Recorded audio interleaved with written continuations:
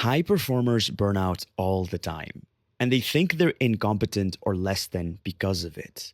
But the truth is, high performers burn out because nobody taught them how to rest well. Rest, contrary to what most people think, is not the enemy of ambition. In a lot of ways, it's the engine behind ambition. Today, I'm going to break down 10 of the most powerful ideas from the book I wrote called The Controlled Crash Out. Now, disclaimer, this book was co authored by me and AI. And when I say co authored, I mean I used a multi agent, multi step AI workflow, which basically means that all the information in the book is up to date up until the very minute it was written. And it's written in a writing style that caters to everybody. All right, let's get into it. Number one, rest is a performance strategy.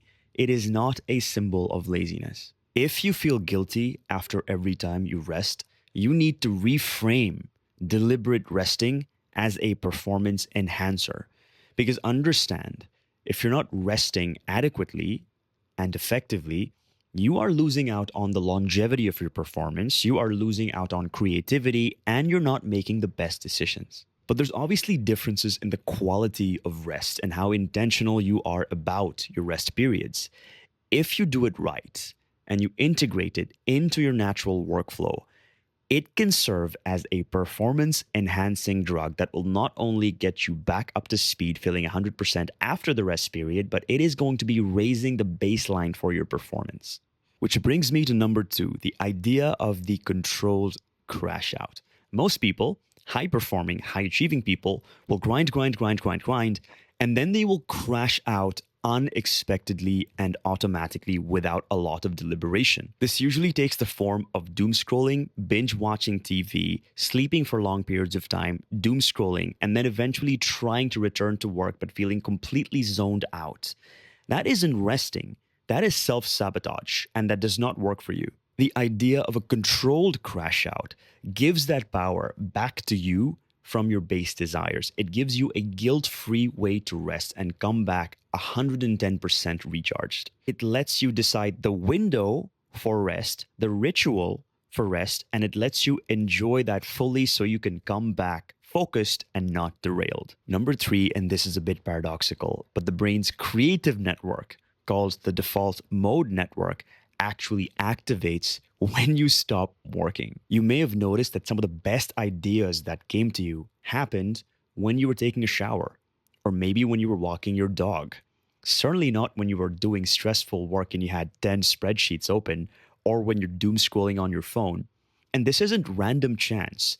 This is your brain's default mode network at play. And this can only happen when you're resting effectively. Your brain is truly a magical machine. It is doing extremely high level, high quality work just behind the scenes while simultaneously recharging and calming all the faculties that have been at work when you have been grinding.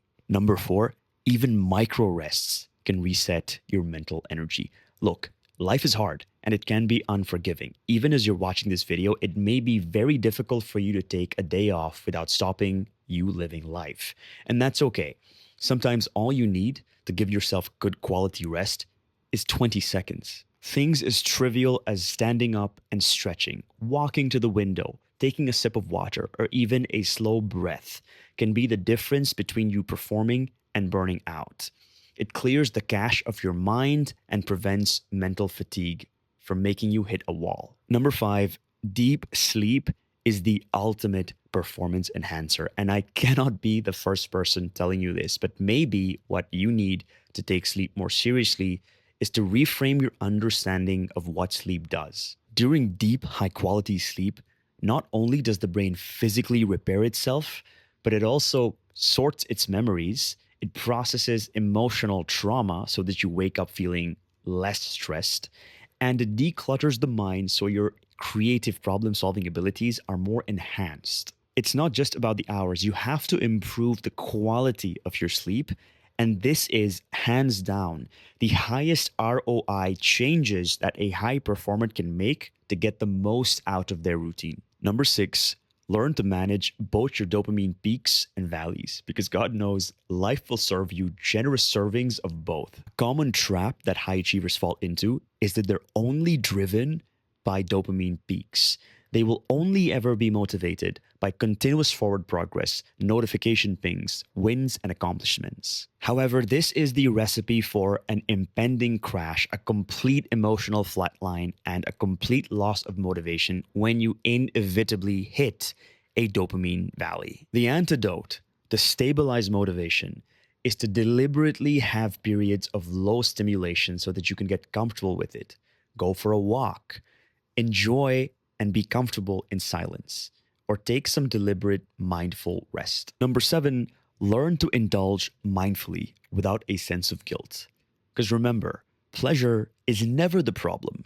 The problem is unconscious autopilot indulgence that gets you into trouble. During your periods of rest, whatever it is, whether it be enjoying a movie, playing video games, or enjoying some comfort food, make sure to slow down. Enjoy the moment fully and stop before it becomes self-destructive. And if you do this enough times, you are going to be training your mind to get more joy out of less stimulation. And your economy of the reward mechanism is going to be absolutely cracked. Number 8, understand the alchemy of habits. The way you convert actions into habits is you stack these actions on top of existing habits and keep repeating them. For example, if you're habitually having coffee in the morning, you could just put in 2 minutes of journaling right after that first cup of coffee. Or everybody goes to bed, you can just dedicate 5 minutes of stretching right before bed. These actions will compound over time and give you incredible mental resilience. Number 9, recognize self-compassion as a productivity multiplier. Too many times I have found myself be cruel whenever I've had a setback. I've told myself, how could you be this stupid? How could I be this lazy? But this only sets me up for more setbacks. But the research here is abundantly clear. People bounce back much faster from setbacks if they're responding to setbacks with kindness instead of harshness and judgment. You, in effect, are nurturing in yourself an ally instead of a hater. Nobody likes haters. In the long run, this makes you more resilient, helps you regulate your emotions better, and ends up making you stronger, not softer. And number 10, focus on stress recovery, not stress avoidance. Because as much as we'd want it to be so, it is impossible to create an environment where stress is absent. That is simply beyond our control. What is in our control is how we cope with that stress and what we do to recover from that stress. If we don't have solid stress recovery rituals, we become brittle. We break instead of learning to bend. With the right stress recovery mechanisms, your nervous system is trained to be more balanced instead of feeling overwhelmed when the next episode of stress happens. All of this and more is covered in this book with a lot of evidence-backed research and a lot of rituals that you can adopt into your routine today. So be sure to give it a read. I have linked the book in the description below. Yeah, and let me know what you think.